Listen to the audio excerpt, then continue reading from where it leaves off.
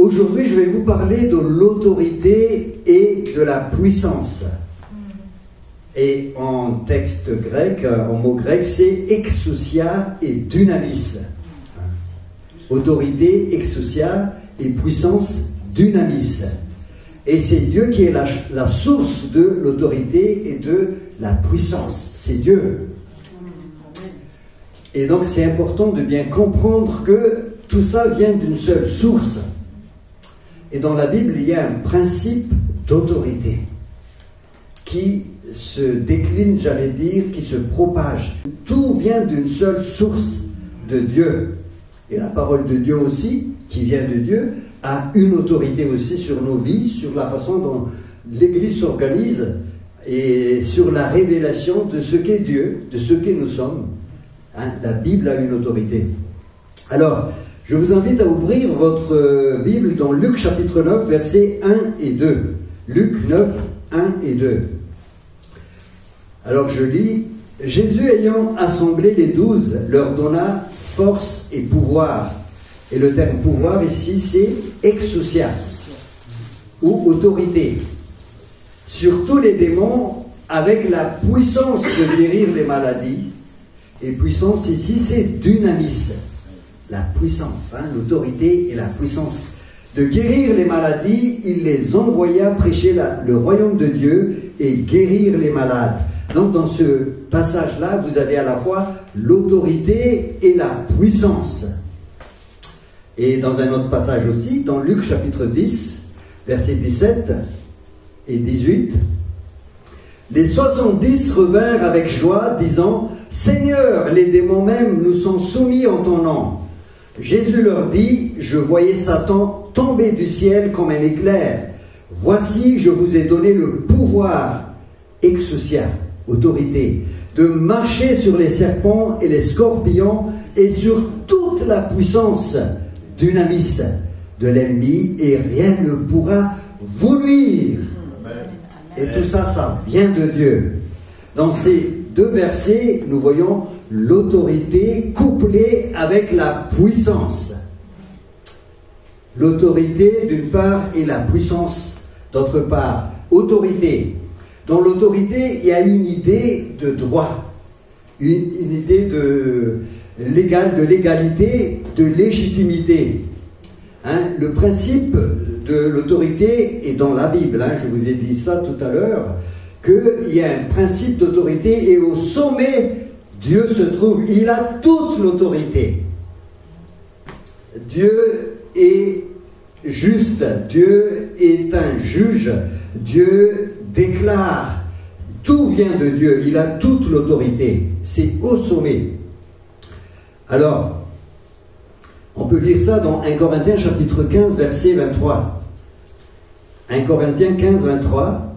Ensuite viendra la fin, quand il remettra le royaume à celui qui est Dieu et Père, après avoir détruit toute domination, toute autorité et toute puissance. Ça, c'est à la fin de temps. Jésus va redonner donc le royaume à Dieu, qui est au-dessus de tout, après avoir détruit domination, autorité. Où est-ce qu'il a détruit ça? À la croix. Il a dépouillé les dominations et les autorités. Il les a livrées publiquement en spectacle, en triomphant d'elles par la croix. Ça, c'est dans Colossiens, chapitre 2, verset 15. Jésus a brisé toute autorité intermédiaire qui s'oppose à Dieu. À la croix, il les a dépouillés, il les a désarmés. Et donc, à la fin de son ministère, entre guillemets, Jésus va tout remettre à Dieu.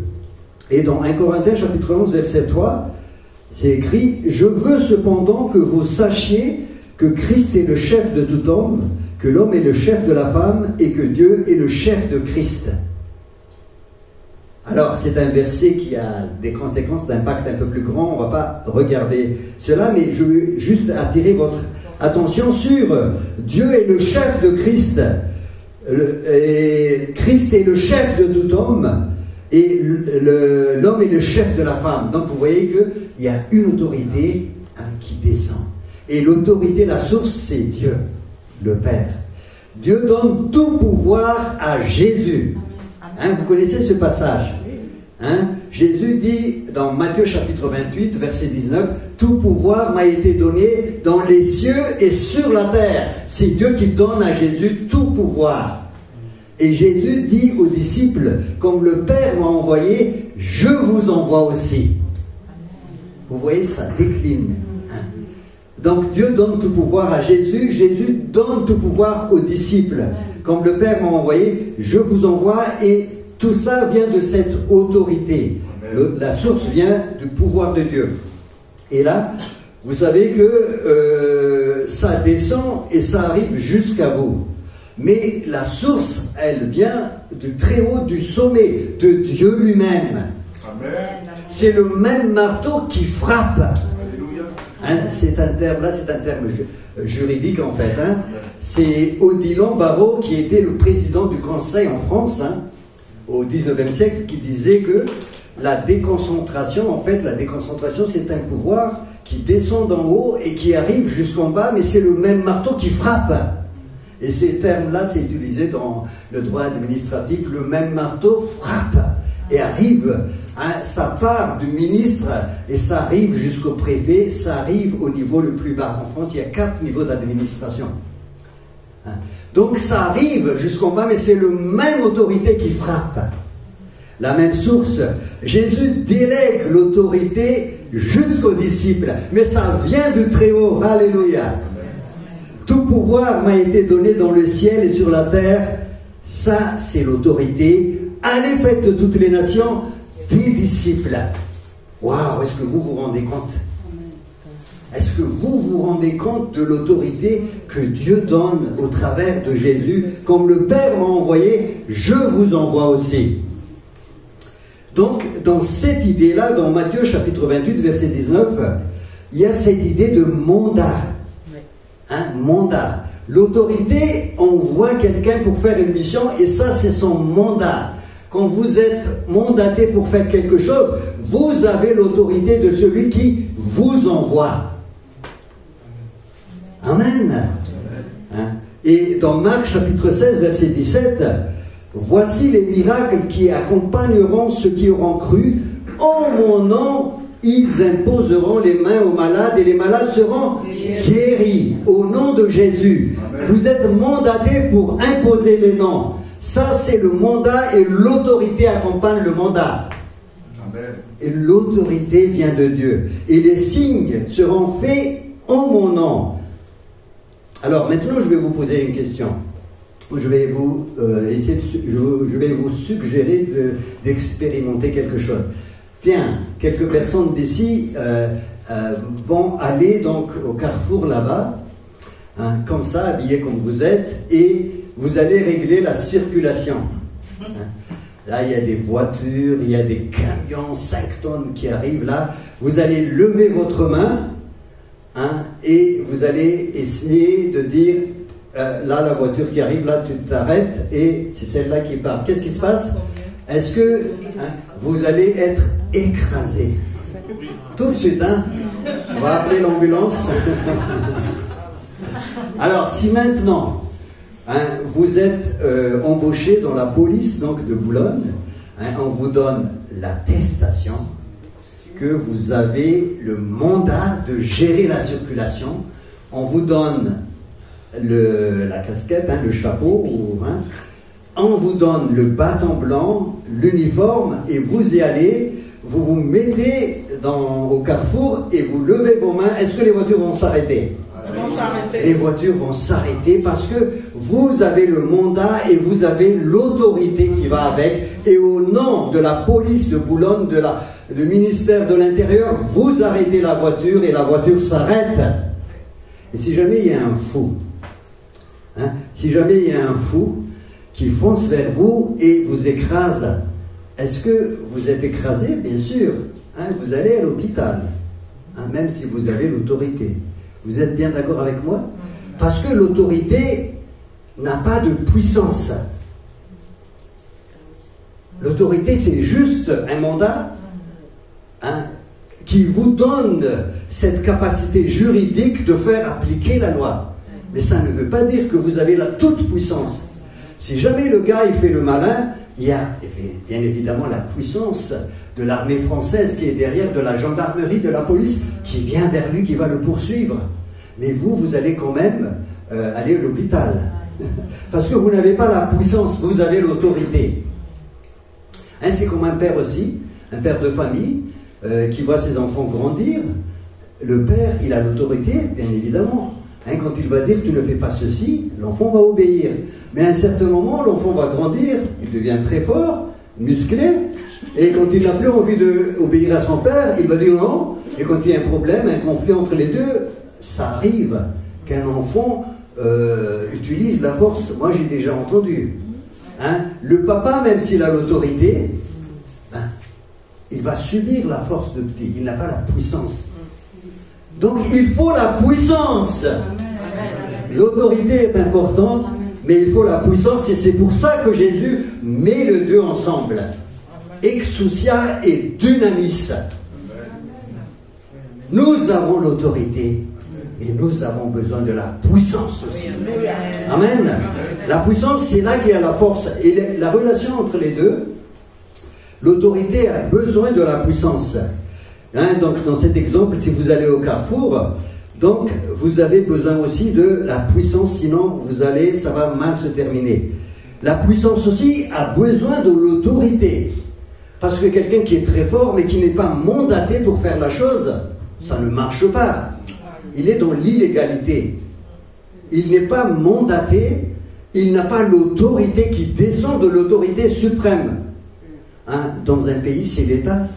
Mais dans le royaume de Dieu, c'est Dieu.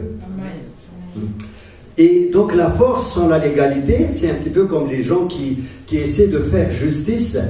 Hein, par exemple, dans un pays où il y a l'État est un peu négligent, il y a des gens qui se lèvent et qui veulent faire justice, et des fois ils ont la force, mais ils n'ont pas l'autorité pour faire exécuter ce qu'ils font. Hein, il y a des milices, hein, il y a des justiciers qui veulent régler les comptes. Des fois c'est juste la bonne cause, mais ils n'ont pas l'autorité de le faire. Et c'est pour cela qu'on a besoin des deux. Vous êtes d'accord avec moi? Donc Dieu nous délègue son autorité, mais aussi sa puissance.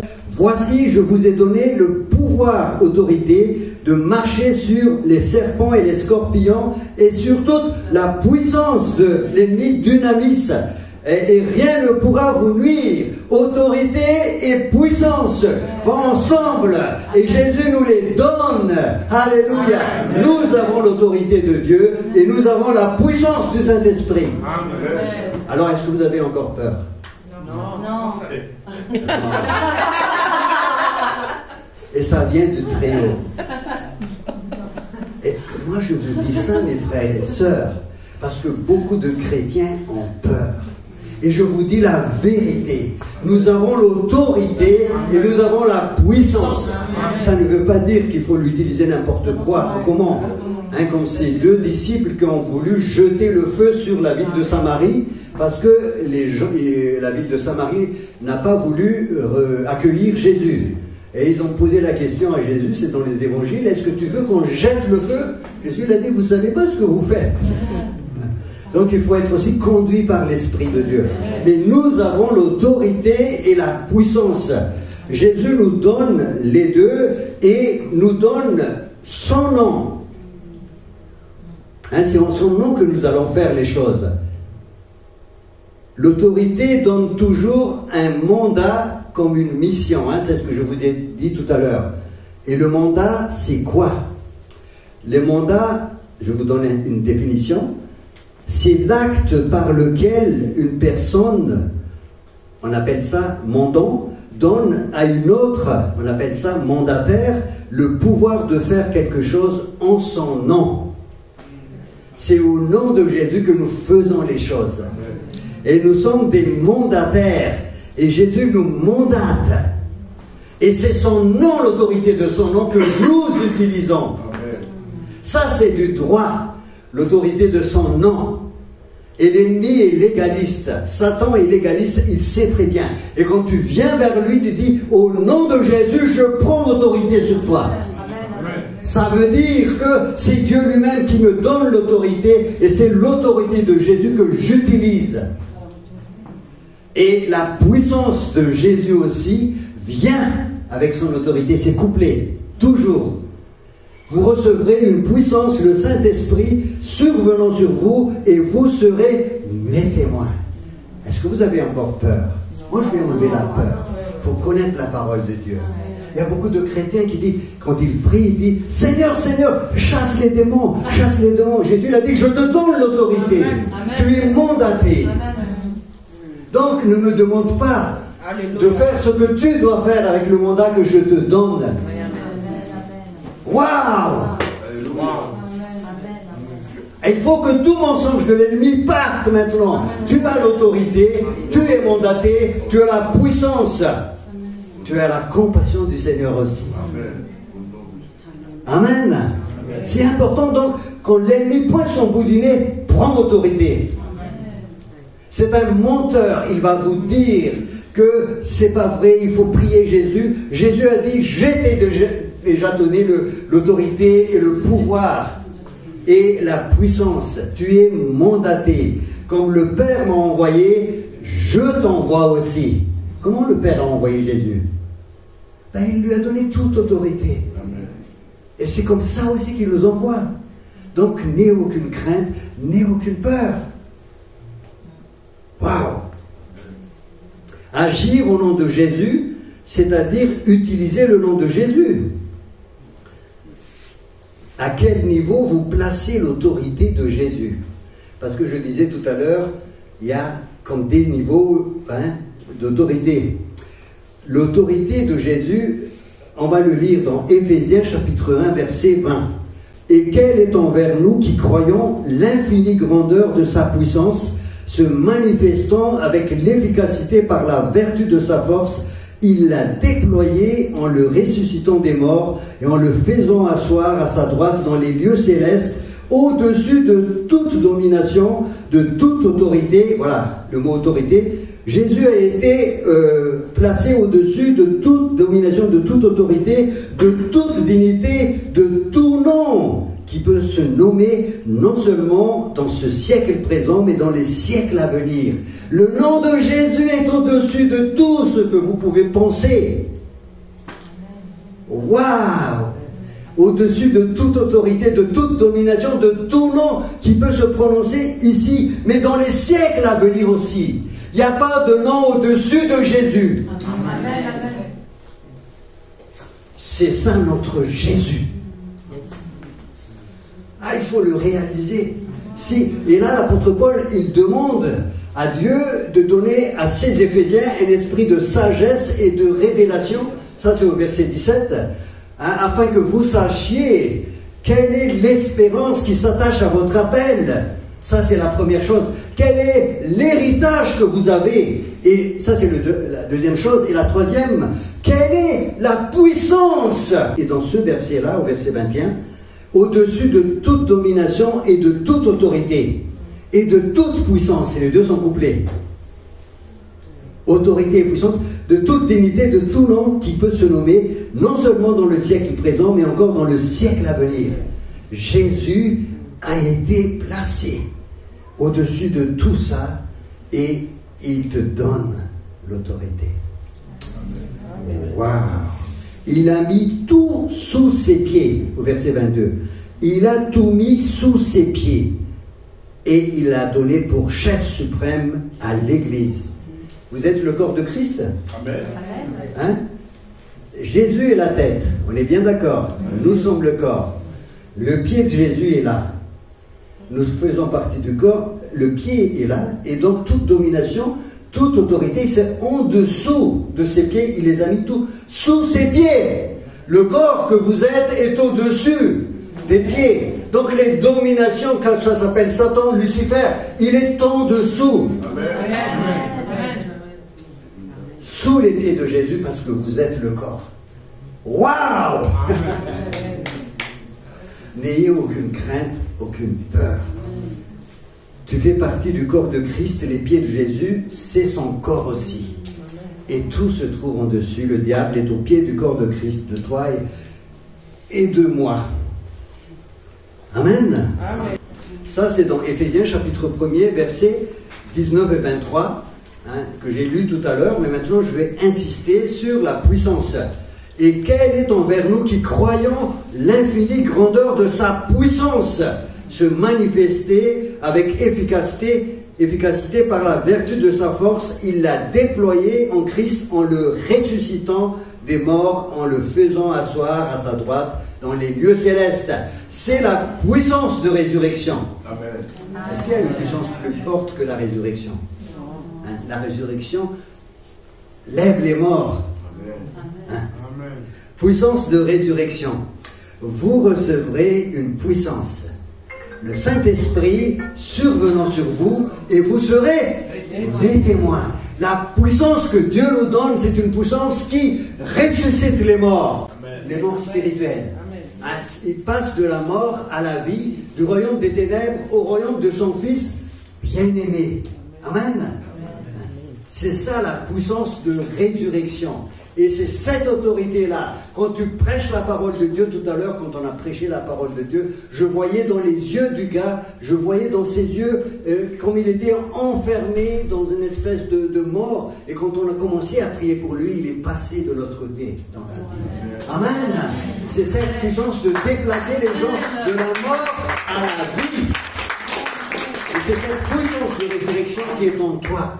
L'autorité qui est en toi, c'est une autorité légale, légitime, du droit de Dieu, et ça accompagné par la puissance de Dieu. Dieu nous donne les deux. Tout pouvoir m'a été donné dans le ciel et sur la terre. Faites de toutes les nations mes disciples. Dans ce mandat-là, il y a l'autorité et la puissance. Alors, est-ce que vous avez encore peur? Non. Vous avez maintenant l'autorité et aussi la puissance. Amen. C'est important. Donc, ne tombez plus dans le piège de l'ennemi. L'ennemi doit reculer, jamais vous. Et qu'est-ce que tu es venu faire? Est-ce que tu es venu nous tourmenter avant l'heure? Marc chapitre 5. Et quand tu portes l'autorité de Jésus, l'autorité et la puissance, le diable doit reculer. Résistez au diable et il fuira loin de vous. Amen.